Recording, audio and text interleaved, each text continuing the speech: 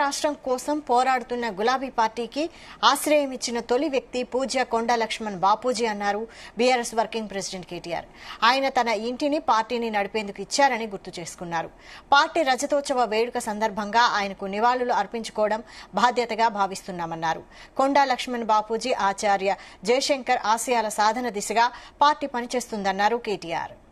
24 ఏళ్ల కిందట ఎక్కడైతే గులాబీ జెండా మొట్టమొదటిసారి ఎగిరిందో అదే జలదృశ్యంలో ఈరోజు తిరిగి రజతోత్సవ సంబురానికి మేమందరం కలిసి ఇక్కడికి వచ్చి ఏ పెద్ద మనిషి అయితే ఆనాడు గులాబీ జెండాకు తెలంగాణ రాష్ట్ర సమితి అనే పార్టీకి ఏ అండా దొరకని నాడు, ఎవరు కూడా కనీసం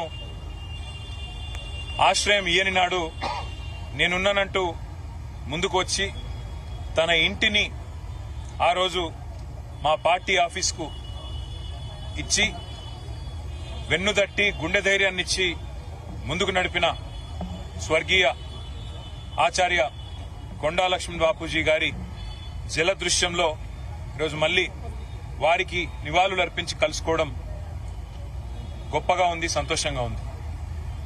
పెద్దలు కొండా లక్ష్మణ్ బాపూజీ గారు గాని, స్వర్గీయ ఆచార్య కొత్తపల్లి జయశంకర్ గారు గాని ఈ ఉద్యమానికి, మా పార్టీ ప్రస్థానానికి ఒక రకంగా చెప్పాలంటే స్ఫూర్తి మూల స్తంభాలు వారు.